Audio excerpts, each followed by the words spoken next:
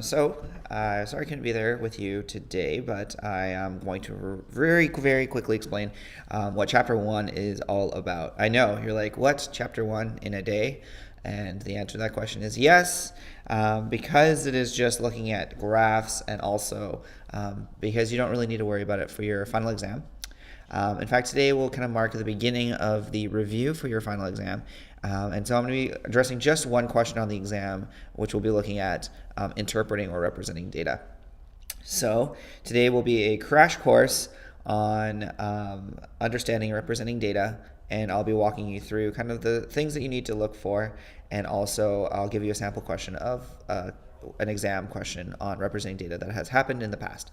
Okay, so Chapter 1 explained, and it is off the charts. Okay, so as Ed mentioned, Chapter 1 is all about representing data, and we see this in the various types of graphs through the math unit that we've studied previously, but also the one that we're going to be looking at today.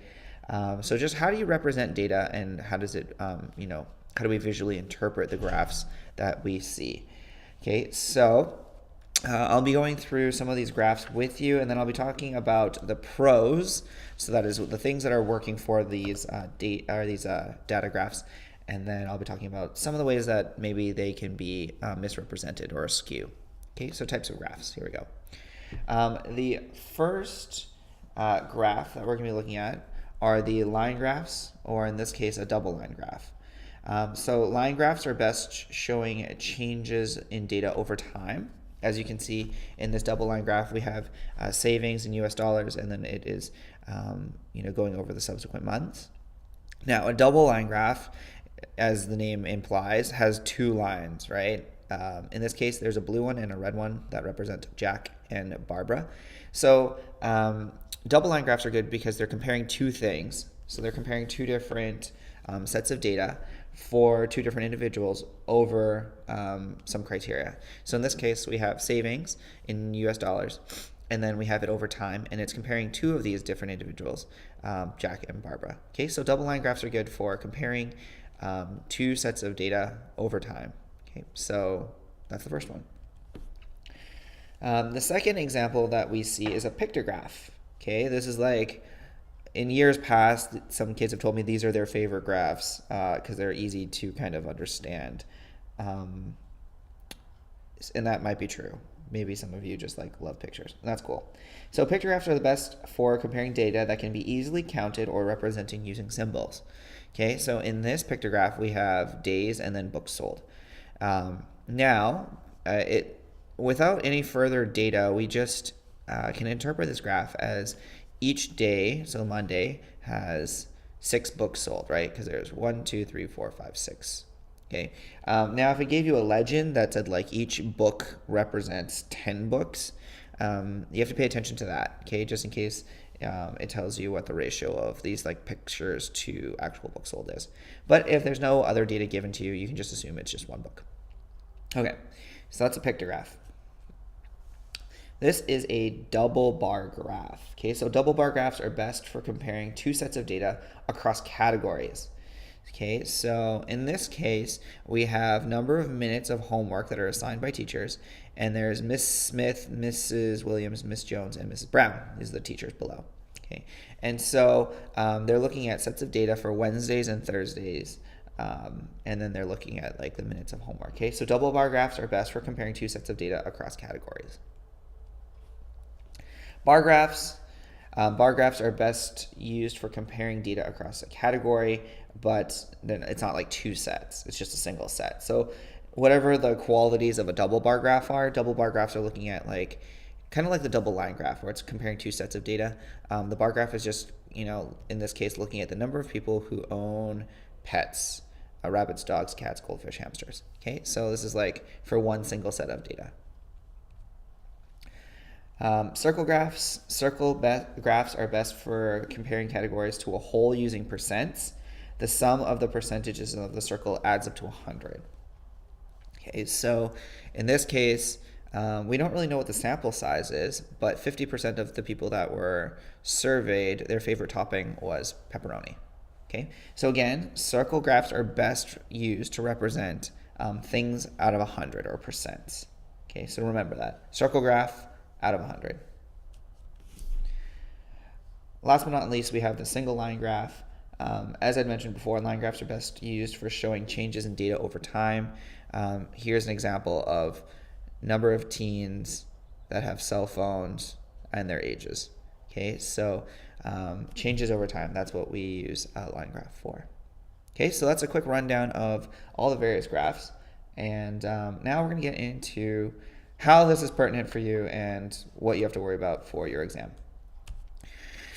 This is an exam question from a few years back, and it is one that you might see something very, very similar to it on the exam. Okay, so on the exams, generally they follow a similar format. Okay, so this question is asking, the graph below shows sales for desktop and laptop computers at a store.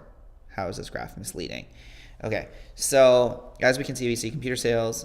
We see that good old bar graph, which is used for comparing sets of data in categories. Okay, so the category is at the bottom, desktop, laptops. Numbers are on the side. Okay, so the question is asking you, how is this misleading? Okay, answer A is the intervals on the vertical scale are not equal. The bars do not have the same width. There's a break in the vertical axis, and the scale starts at 0. Okay, so those are your answers. There's only one right one. And like I mentioned before, don't feel like too worked up about data, because there will be probably just one question on the exam, and it probably will be a multiple choice question. Okay, so just like get that out of your head right now, that it's something you need to like super worry about, because it's also pretty intuitive. Okay, so pause the video here and then talk amongst yourselves, and then we're going to come back and get the answer in just a second. Okay, so let's break down this answer together. The intervals on the vertical scale are not equal. Okay, well, the vertical scale, or your y-axis, they go up by 0, 2,000, 1,000, 2,000, 3,000, 4,000, 5,000. Okay, so are the intervals equal? Interval is the distance between each set of data. Okay, so it's going up by the same increment, therefore A is not right. B, the bars do not have the same width. Okay, when we say desktops, the width of the desktop is probably twice as wide as laptops. Okay, and that can be misleading because it not only is higher vertically, but it's wider, which gives it the impression that it is much more significant, or the numbers are bigger. Okay, so that is true. Okay, so it could be misleading. And that is actually the correct answer. So if you got B, you're right.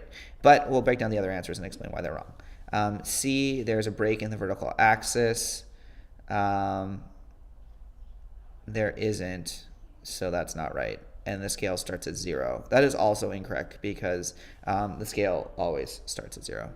Okay, so if you found that question to be easy, then it's because it was easy. And if you found it to be difficult, then ask a person who found it easy to explain it to you, and they will do so.